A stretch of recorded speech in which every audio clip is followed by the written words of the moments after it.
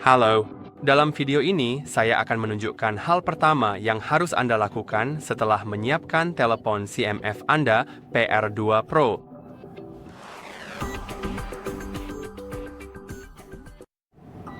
Jika CMF Phone 2 Pro Anda baru saja disiapkan, ada beberapa hal yang patut dilakukan untuk meningkatkan pengalaman Anda. Pero juga merupakan hal yang memang perlu Anda lakukan. Jadi mari kita lakukan di awal, agar kita tidak diganggu lagi nanti. Dan juga ada beberapa di antaranya akan mempersonalisasi ponsel Anda. Jadi mari kita mulai dengan masuk ke pengaturan. Di pengaturan, sebagian besar hal yang akan kita lakukan ada di sana.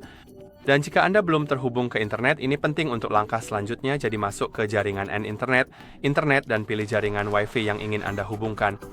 Setelah Anda terhubung, gulir ke bawah hingga ke bagian sistem.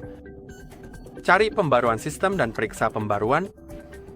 Jika tertulis bahwa perangkat Anda sudah diperbarui, Anda tidak perlu melakukan apapun sekarang. Namun jika ada pembaruan yang tersedia, saya sangat menyarankan untuk menginstalnya agar ponsel Anda berjalan lancar, aman, dan memiliki fitur terbaru. Anda hanya perlu klik unduh dan install, lalu tunggu hingga proses pengunduhan selesai. Anda masih bisa terus menggunakan ponsel Anda saat proses pengunduhan berlangsung. Nantinya Anda akan diminta untuk merestart ponsel Anda. Setelah Anda merestart, pembaruan akan diterapkan. Sekarang mari kita kembali dan lanjut ke langkah berikutnya, yaitu masuk ke akun Google, dan mungkin saja Anda sudah melakukannya. Jika sudah, silakan lanjut ke langkah berikutnya di mana saya akan membahas Google Play Store. Tetapi jika Anda belum terhubung ke akun Google, buka kata sandi, kunci sandi, dan akun, dan jika di bawah akun untuk pemilik tidak ada akun Google yang terdaftar, itu berarti Anda belum menghubungkan akun Google. Jadi mari kita lakukan itu. Ini akan penting karena dua alasan utama, tapi juga ada beberapa alasan kecil lainnya. Yang pertamanya adalah Google Play Store yang memungkinkan Anda mengunduh aplikasi, dan untuk menggunakannya Anda harus masuk ke akun Google.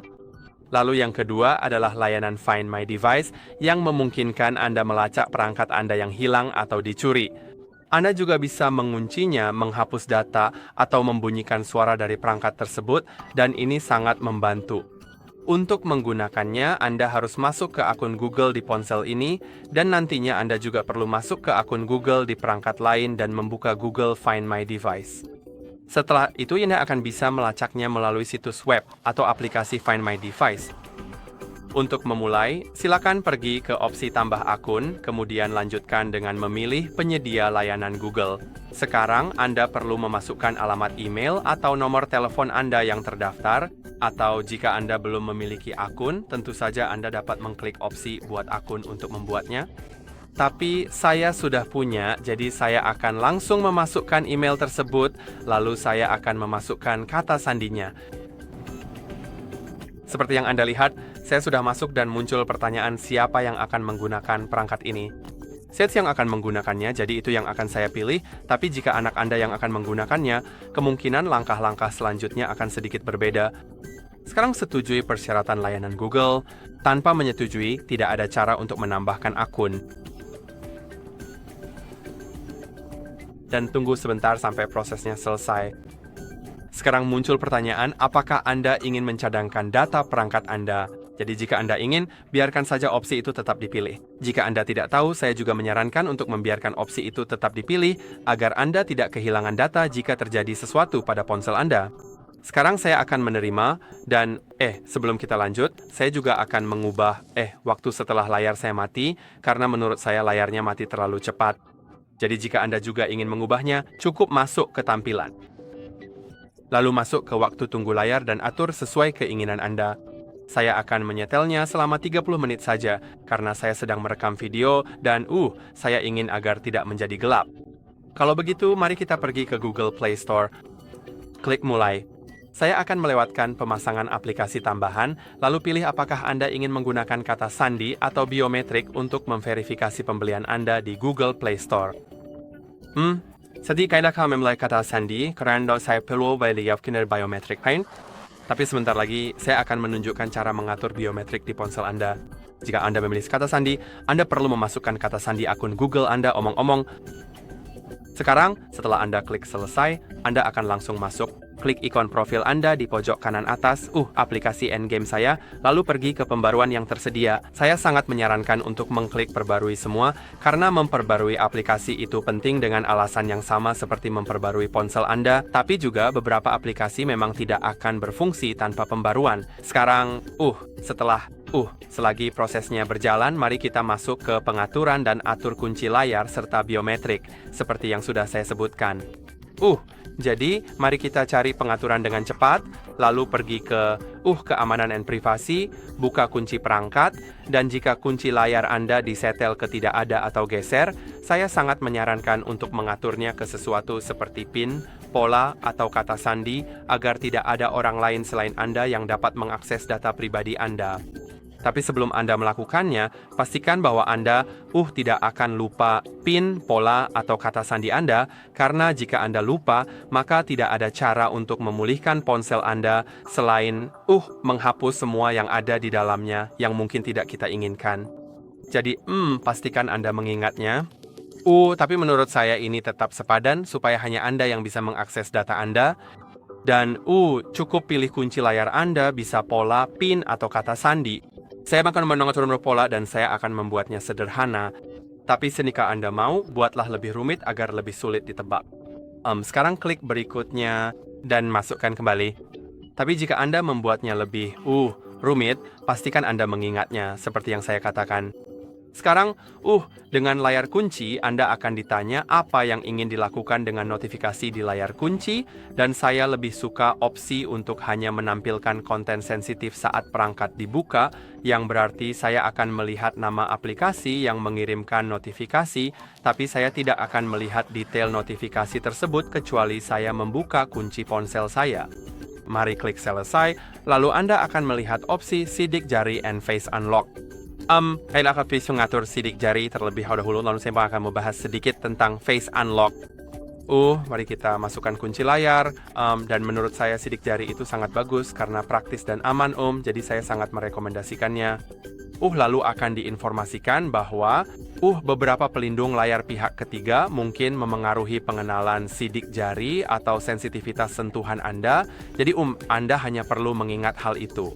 Dan juga, jika Anda mengganti pelindung layar di masa depan, pastikan untuk mendaftarkan ulang sidik jari Anda, agar dapat berfungsi dengan lebih akurat. Sekarang klik atur dan letakkan sidik jari Anda, pada sensor sidik jari yang tersembunyi di bawah layar. Angkat dan tempelkan kembali beberapa kali, dan ingat untuk menggerakkan jari Anda di setiap pemindaian agar seluruh area sidik jari Anda dapat dipindai. Ketika muncul tulisan, letakkan tepi jari, gerakkan jari Anda lebih jauh lagi agar dapat berfungsi dalam semua posisi genggaman, bagaimanapun Anda memegang ponsel Anda. Sekarang, setelah selesai, klik selesai. Lalu ada fitur Face Unlock yang sebenarnya tidak saya rekomendasikan untuk diatur karena hanya mengandalkan kamera saja. Ada ponsel di pasaran yang menggunakan sensor IR, tetapi ponsel ini tidak termasuk dalam kelompok tersebut, yang berarti ponsel ini bisa dibuka hanya dengan foto Anda atau oleh seseorang yang mirip dengan Anda, sehingga ponsel Anda cukup rentan jika orang lain mengambilnya dan hanya menempelkan foto atau video Anda di depannya. Sekarang mari kita buka kunci ponsel dan lihat bagaimana cara membukanya dengan dua metode yang berbeda. Jadi dengan sidik jari, Anda hanya perlu menempelkannya di tempat yang tepat. Bahkan jika layar mati, seharusnya tetap berfungsi, seperti yang Anda lihat. Setelah beberapa waktu, Anda akan terbiasa dengan letak sensor sidik jari, jadi Anda mungkin akan selalu menempelkannya di tempat yang benar. Dan untuk membuka kunci dengan kunci layar, cukup tekan tombol power, geser ke atas, dan masukkan kunci layar Anda, dan begitulah cara Anda membuka kunci ponsel Anda. Sekarang mari kita lanjut ke langkah berikutnya, yaitu mengganti wallpaper Anda jika Anda mau. Jika Anda tidak ingin mengganti wallpaper, Anda bisa langsung ke langkah berikutnya, tapi saya rasa banyak orang melakukannya, jadi mari kita lakukan. Sebagai wallpaper, Anda bisa menggunakan sesuatu yang disediakan oleh Nothing. Anda juga bisa mengambil foto sekarang. Anda bisa mentransfernya dari perangkat sebelumnya atau mengunduhnya dari internet. Saya akan mengambil foto sekarang karena saya tidak punya foto apapun di perangkat saya saat ini. Jadi mari kita ambil dengan cepat. Sekarang setelah saya punya foto itu, kita bisa masuk ke pengaturan. Di pengaturan masuk ke tab kustomisasi dan kemudian Anda bisa menemukan layar kunci dan layar utama. Tapi sebelum kita melakukan itu, pertama-tama mari kita pilih wallpaper-nya. Jadi Anda bisa memilih sesuatu yang sudah disediakan oleh Nothing, seperti yang saya katakan, atau klik pada wallpaper lainnya. Lalu Anda bisa masuk ke Wallpaper Studio untuk membuat sesuatu dengan AI. Anda juga bisa mengatur warna sol atau klik pada foto saya untuk membuka galeri Anda. Kemudian Anda perlu mengizinkan semuanya dan memilih foto yang ingin Anda atur. Dikatakan bahwa file gambar tersebut rusak karena suatu alasan. Saya akan mencoba memperbaikinya. Mungkin saya hanya perlu membuka aplikasi galeri setidaknya sekali. Jadi mari kita buka Google Foto, klik mulai, dan sekarang mari kita lihat. Fotonya terlihat baik-baik saja, tidak rusak. Mari kita kembali ke wallpaper, pengaturan, dan coba mengaturnya lagi. Dan sekarang berhasil. Saya hanya perlu membuka aplikasi foto setidaknya sekali mungkin. Anda dapat mengaktifkan pengguliran, yang artinya jika Anda menggulir halaman-halaman di layar beranda, wallpaper akan bergerak sedikit, sesuai dengan arah Anda menggulir. Tapi saya serahkan saja pada statik. Kemudian setujui desain dan Anda dapat mengaturnya ke layar kunci atau layar beranda. Anda dapat memilihnya seperti itu. Saya akan mengaturnya ke keduanya dan saya akan mengaktifkan atmosphere. Anda dapat melihat saat dinonaktifkan maka tampilannya seperti itu, dan saat atmosfer diaktifkan itu akan mengaburkan layar beranda dan membuatnya semacam bergerak saat Anda membuka kunci ponsel. Lalu Anda juga dapat mengaktifkan efek kaca. Mungkin mari kita aktifkan itu. Mengapa tidak? Lalu klik selesai. Dan omong-omong Anda juga dapat mengeklik layar kunci di sini untuk menyesuaikan jam jika Anda mau. Saya suka yang ini, jadi saya akan tinggalkan saja. Lalu Anda dapat menambahkan beberapa widget dan menyesuaikan pintasan cepat di bagian bawah. Tapi aku akan keluar saja dari sini. Saya tidak ingin melakukannya sekarang. Dan sekarang, wallpaper kami sudah disesuaikan. Saya akan menunjukkan tampilannya di layar kunci dan layar beranda.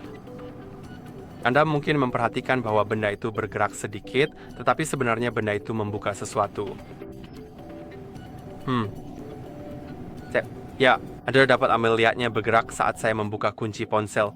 Sekarang, kita dapat melanjutkan ke langkah berikutnya, yaitu menyiapkan Google Pay. Saya tahu bahwa banyak sekali orang yang membayar dengan ponsel pintar mereka di toko-toko, dan jika Anda ingin mengatur atau mengkonfigurasi Google Pay, Anda hanya perlu mencari aplikasi Google Wallet yang sudah ada, atau jika Anda belum memilikinya sama sekali, maka Anda bisa membuka Google Play Store dan mencari aplikasi Google Wallet tersebut dengan seksama.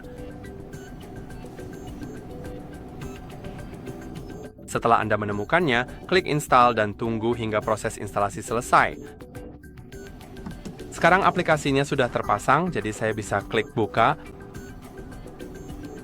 Mari kita tunggu sebentar, dan jika Anda ingin menambahkan kartu, silakan klik tambahkan kartu pembayaran ke wallet. Kemudian Anda bisa memindainya dengan kamera ponsel Anda atau memasukkan detailnya secara manual. Setelah itu bacalah semua pemberitahuan, lalu klik simpan dan lanjutkan. Anda mungkin juga perlu melakukan verifikasi dengan bank Anda melalui panggilan telepon, pesan, atau aplikasi bank, dan setelah itu selesai, Anda akan bisa membayar di toko menggunakan ponsel dengan membuka aplikasi wallet.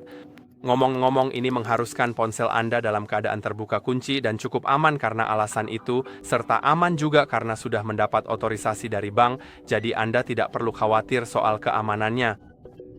Dan jika Anda ingin mengakses dompet dengan cepat tanpa harus kembali ke layar utama, ada kemungkinan jika Anda menggeser layar ke bawah dari bagian atas, lalu geser lagi ke bawah, Anda akan melihat ikon wallet. Jika Anda tidak melihatnya, klik tombol edit, cari di daftar bagian bawah, lalu seret ke atas ke sini.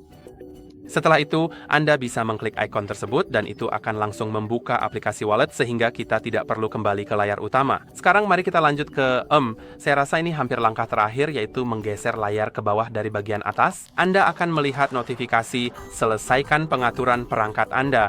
Mari kita lakukan sekarang supaya kita tidak perlu melakukannya nanti. Cukup klik mulai. Lalu jika Anda ingin memasukkan kartu SIM, silakan lakukan. Saya akan melewatinya. Dan sekarang, perangkat menanyakan apakah Anda ingin menyalin aplikasi dan data dari perangkat sebelumnya. Jika Anda ingin, lakukan sekarang karena jika Anda klik jangan salin, maka opsi itu mungkin tidak tersedia lagi di masa depan. Tentu saja Anda bisa melakukannya melalui layanan pihak ketiga, tapi menurut saya sebaiknya menggunakan metode bawaan.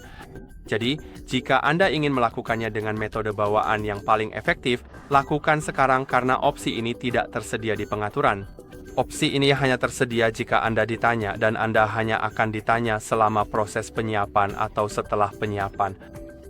Saya akan klik jangan salin karena saya tidak punya apapun untuk disalin. Tapi jika Anda punya dan memilih untuk menyalin, maka Anda tidak perlu khawatir. Semua langkahnya cukup intuitif.